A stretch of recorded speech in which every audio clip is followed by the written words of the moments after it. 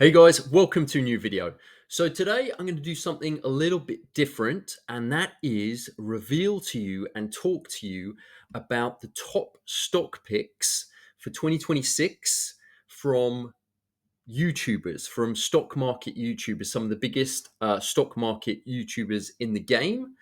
And I've got to be honest, this isn't my work. This isn't my research. I can't take credit for this. So what this is I watched this video by a guy here called Aggregation, and he basically did this video, and he went through and watched 200 videos from stock market YouTubers, some of the biggest guys in the game, and he analyzed all their stock picks and aggregated them all from these 200 videos and listed the top stocks based on what everyone was picking. So some stocks were picked by 5 YouTubers, some were picked by 6, some were picked by 10. So the top few stocks in this list, I think, were picked by more than 10 of these YouTubers. Now, YouTubers are not financial experts. I definitely am not a financial expert. I'm just a dad, a parent trying to create a better lifestyle, create a bit of money for our family. And as you know, this is never financial advice. So that's what we'll just touch on the disclaimer first, get this out of the way. So this video is, of course, not financial advice. This channel is purely based on my thoughts as I navigate my own personal investment journey. Please, always do your own research. But I do have to first give credit to Age Economics. If you want, I highly recommend checking out his channel, especially these two videos here, or this one here, the one where he watches 200 finance videos to aggregate all this information, because it is pretty interesting. So now I don't want to hold you hostage, because I hate the videos which are like, oh, watch these top 5 stocks for 2026, or these top 10 ETFs, and wait till the end. No, I'm not going to hold. I just want to know what they are. When I watch those types of videos, I just want to know what the tickers are. I want to know what the stocks are straight away. So I'm not going to hold you hostage. I'm going to reveal them all to you straight off the bat. So let's just do that. We'll go here, and here we go. Revealed 14 of the stocks as picked by YouTubers, not financial experts, not financial advice, for 2026 based on their thoughts and what they think is going to do very, very well for this year. So at the bottom, you've got stocks that are picked by maybe 4 or 5 YouTubers. And at the top here, the top ranking, so Amazon, SOFI, Google, these ones were all picked by more than 10 YouTubers as the top picks, the top stocks for 2026. So here, this would be ranked in kind of order of bullishness for this year, I'd imagine. So down at number 14, you've got CRM Salesforce. Number 13, you've got Shift4. You've got VRT. I've heard a lot about VRT and actually hold this. And I'll talk about the exposure. So I've basically put the stock picks here, and I've put, okay, well, if all these YouTubers have done all this research and they're some of the biggest in the game, I'm not taking it as financial advice. I've got to do my own research, of course, but there's got to be, like, some of them are going to be pretty good stocks to go with, especially the ones that have been picked by more than 10 YouTubers based on all their research. Then I'm thinking I should probably have some exposure to them. So I'm going to go over how I have exposure to them in a second after I just list them through. So Uber, ZETA, I actually hold this as an underlying ZETA. It's basically AI marketing kind of company. PayPal, everyone knows that. Netflix, Nvidia, Meta, you get into the more well-known names. Melly, this is more like South American, I think, South American financial company. Adobe, Google, SoFi, and Amazon. So your top 3 are Amazon. I'm super bullish on Amazon. I've been building up my AMZW position for a while now. SoFi, I don't have too much in it, but I did recently get into the dip. So I bought some SoFi, so the underlying assets or growth stock. I bought the actual SoFi underlying stock. And I also hold ARKF, which is a financial ETF that holds stuff like Coinbase, Hood, SoFi, those kind of financial players, that hasn't been doing very well, because guess what? Bitcoin and crypto are tanking. And if you own or are invested in crypto and Bitcoin ETFs like myself, if you own Coinbase or MicroStrategy or anything Bitcoin or crypto related, you're probably hurting right now, because I am definitely hurting right now. It is painful to watch Bitcoin go down to 76,000 and all the ETFs and stocks go down with it. It's hard, but I got to, it's we're in a bear market. Let's be honest, but we got to ride it out. That's at least that's my position. I'm not selling when it's like down so much. That doesn't make sense to me. So I'm going to ride it out. You just got to make sure you survive through the bear market. So that's what I'm going to do. But anyway, that was a bit of a tangent. Anyway, SOFI, ARKF, yes, financial ETF with a few different financial holdings.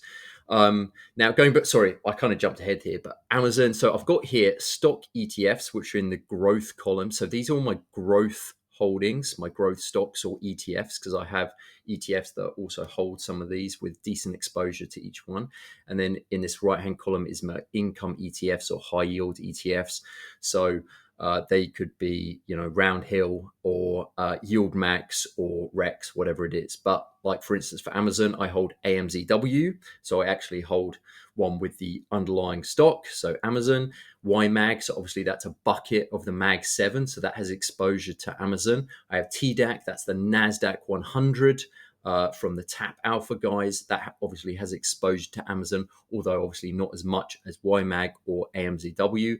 And WPay, which is leverage, it obviously holds AMZW within the WPay basket. And so as a consequence, there is exposure to Amazon through this ETF. And so that's what I've done. I've just listed how I've got exposure through income and high yield ETFs, and also have exposure through my growth stocks and ETFs. Because if you watch some of my previous videos, I do have quite, I have a portfolio of growth stocks and ETFs that obviously hedge against the potential NAV erosion and NAV decay of the income ETFs. If you look at income ETFs over time, a lot of them have NAV erosion and NAV decay. And so I kind of hedge that with having a portfolio of growth stocks and ETFs that are growing. So that kind of offsets any NAV erosion or NAV decay that may happen, although I'm trying to only buy ETFs this year that don't have NAV erosion or NAV decay. That's easier said than done. Anyway, so the growth stocks and ETFs kind of offset that NAV erosion, NAV decay from some of the income ETFs, and also comes down to buying well, buying in fear, all that sort of stuff I've talked about from my strategies and frameworks before. But anyway, so that's Amazon, SOFI, yep, SOFI and ARK, but there's no real yield ETFs that have decent exposure to SOFI. It's not even in the NASDAQ 100, so there's not much exposure there. So I've got to have my growth exposure. I want exposure to SOFI somehow. It's been at a good price recently, just had earnings. It went up and it went down. It's very volatile and I got in there. Google. Important to have exposure. I've got it through MAGs, the MAG 7 ETF. So it's just a growth ETF with the MAG 7 and the NASDAQ 100 growth ETF, QQQM. That's one of my biggest holdings from the growth side of things. And then, of course, in income ETFs, YMAG, TDAQ, WPay. It's one of the MAG 7 that I don't hold the actual,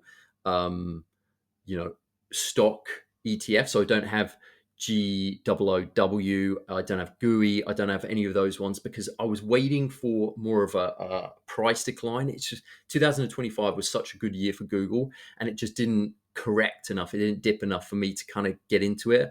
And at the start of this year, I felt that Amazon and Meta were much better opportunities than Google from the research that I did. So I was prioritizing those two over Google.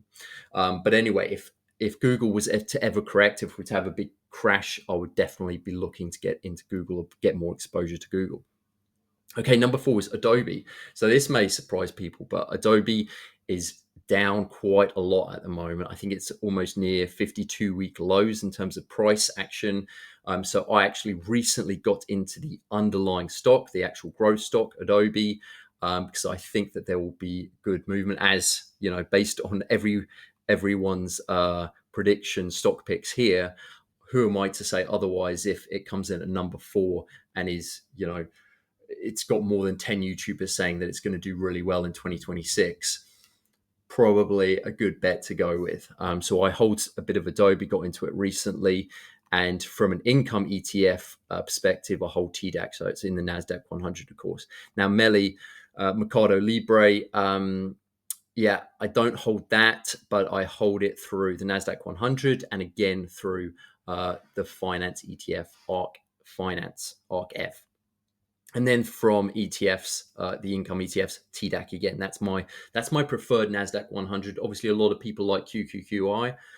from my research, TDAQ has a better total return, even though it's been around for a shorter period of time. But if you compare like to like for the same timeline, TDAQ has a better overall return and a slightly better distribution. TDAQ gives you around 17% distribution rate, which I believe is higher than QQQI. Okay, number 6, Meta. This was one of my more bullish stocks for this year. I was slowly DCAing into METW, the round hill one, since the last 3 or 4 months, and it just had earning. Meta just had earnings, and it's flown up, and I'm in decent profit at the moment from share price, and also been receiving distribution. So this is one of my strongest positions, METW. It's one of my best performing recently, even though the market's been super volatile for the last week from all these earnings and everything. It's one of my best positions, along with AMDW and CVNY, which is Carvana, which I've talked about in previous videos. But again, it's in YMAG, it's in the NASDAQ 100, and WPay. There's, of course, the exposure from WPay. Okay, number 7 is NVIDIA. All the YouTubers, most people are still bullish on NVIDIA because chips are there's a shortage of chips, apparently. Again, apparently, it seems like, according to the data and according to people's research, it's going to have another good year. This is probably the stock that I've got the most exposure to through MAGS and QQQM on a growth perspective, but more so from an income perspective, because I hold both NVII, NVDW, Chippy. It's in the Chippy ETF, which is one of my favorite high yield ETFs in the whole space. YMAG, WPay, and TDAQ. So lots of exposure to NVIDIA from in the high income or high yield space. All right, Netflix. It's not been doing too well, I believe, recently. I think it's had quite a bad 6 months. And so it's at a very good price point and looks like revenue is still going to be strong for this year. So people are quite bullish on it. I don't hold the underlying, but I do have TDAQ and WPay, because there is the Round Hill Netflix ETF. So that holds it. PayPal. This is a little bit more risky in my opinion, but it's such a good price at the moment that it seems, again, people are very bullish on it. And it seems like they've got certain plans, revenue is good. So again, I don't hold the underlying, I don't hold the stock, but I hold the NASDAQ 100 and I hold the NASDAQ 100 ETF, high yield ETF TDAQ. ZETA. This is one of the smaller players. Some people might not know what ZETA is. It's kind of like an AI marketing data company. It's one of the most bullish stocks, I'd say, within X and Twitter and social media. There's so much like hype around it. And recently it had a bit of a dip and I got into it. And then it dipped again. Of course, as soon as I bought into it, it just kept going down. But I do think it's going to have from what I've seen from the research that I've done, I think it's going to have a very good year. So I only hold it as a stock, a growth stock. I don't have any exposure to it from an income side because it is one of the smaller players. It doesn't really have any. It's not in the NASDAQ 100 or anything like that yet. Next, Uber. I did a lot of research on Uber toward the end of last year because its price was coming down. It's obviously there's a bit of competition in that space with everything going on regarding EVs and just that sort of industry. But it's just got such a global footprint. It may not be so big in the States, but globally it's making a lot of money and it's looking forecast to make serious revenue still going forward for this year. And that's why it seems to be one of the stocks that a lot of people are bullish on for this year. So I've got it as part of the NASDAQ 100 in my growth portfolio. And then I actually, from about 4 months ago, I started DCAing into the Round Hill ETF, UBEW, which is, of course, leveraged, but it hasn't really done anything from a price action point of view. I think I'm kind of breaking even or even slightly down at the moment, but I've slowly been building that position up. It's going to be more of a satellite position. I'm not going to make it really big or anything, but I do want some exposure to Uber because I think it will do pretty well this year. And of course, TDAQ and WPay. VRT, Vertiv, this is more like your AI, power, energy, infrastructure play. I've been hearing lots of good things about this stock, and it seems like people are very bullish on it again for it to having a really good 2026. I hold it in the ETF IPO, which is, I think, AI, power, and infrastructure ETF. So if you're bullish on the AI movement and the power side of things and energy and infrastructure and data centers, this is a great ETF to hold. And one of its biggest holdings is Vertiv. So that's how I hold it there. And it is in the NASDAQ 100, so I've got it in TDAQ. For Shift 4, I don't know too much about this one. So yeah, the little research that I've done has been like, nah. So this is the only one in the whole list that I don't have exposure to from a growth point of view or an income ETF point of view. But so if you hold this or have certain feelings or think that it will do well this year, then let me know. I'd love to hear more about it in the comments, because it's one of the stocks that I know less about. Same thing goes for CRM, Salesforce. So this I hold through the NASDAQ 100 ETFs, but I don't hold it as an underlying. I don't know too much about it, but because I'm more bullish on some other things. Now, with that, I've also thought, okay, so we've got the YouTubers picks for 2026. So if you hold any of these, then could be that you're in for a good year. But for me, I think this is a really good consensus of what sentiment is saying, what people are bullish on for this year. So I am, very bullish on Amazon. I'm trying to increase my SOFI position. Google, if it dips again. Adobe, I've bought the stock. Melly, I don't hold it, but I've got it in certain ETFs. Meta, I've been bullish on it for a while. I've been building up. It's now hit earnings. It's gone up. It's in a great position. Nvidia, of course. Netflix and PayPal seem very well priced. This is your more smaller one that I've bought into. And then Uber seems to be at a good price and going to have good revenue again this year. So all of these could be good options to maybe do some more research on this year. But of course, this isn't financial advice. Definitely do your own research before getting into either an income ETF or the actual stock itself. Now, what I did think was off the back of this, well, okay, that's YouTubers' point of view, but what about the rest of the social media community? What about the rest of the Twitter community? So I actually asked Grok, what are the strongest stocks, the top 15 stocks that have the most bullish sentiment, the strongest sentiment to have a good year in 2026? And so after a couple of little chats with Grok, it got me the information that I wanted, and here it is.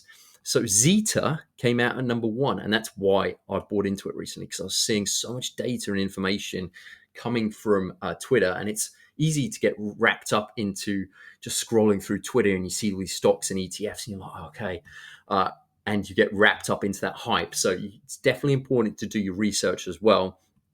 But after looking into it more, I am pretty bullish on ZETA. So that is why I chose to invest in the stock itself. Rocket Lab, I hold this. This is one of my biggest holdings, actually. It's up like 300% for me this year. Over the past 12 months, sorry. It's one of my best performing positions in the whole of my portfolio. Really, really doing well. Path, I actually invested into that recently. That's kind of AI. It's kind of part of the AI sector.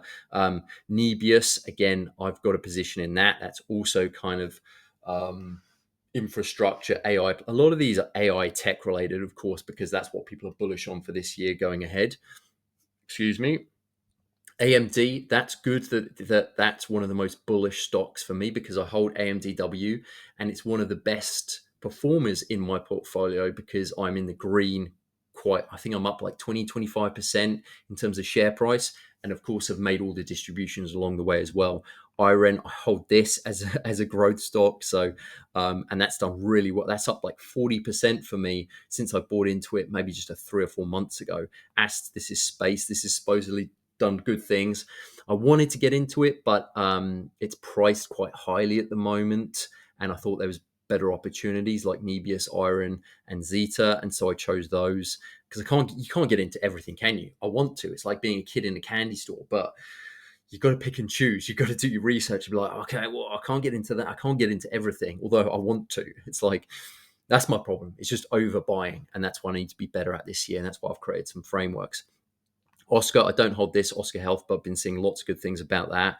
Health has obviously taken a bit of a hit since Trump made some comments about the health sector, and what was it about? You don't call it Medicare in the US. I don't know. He made some comments, and United Health absolutely tanked, and the whole health health sector seem to get affected. Nvidia, of course, pretty much all of us hold that. ONS, I actually hold this one as an underlying, got into it recently when it dipped, although I should have waited because now it seems like today, Monday, is going to be an absolute bloodbath. I'm a bit worried about because I've just got into a lot of these fairly recently. And it could be that today, if you're holding cash right now, if you've got a bit of a cash buffer to do some buying, today could be the day. It could have some really good opportunities in the market for you.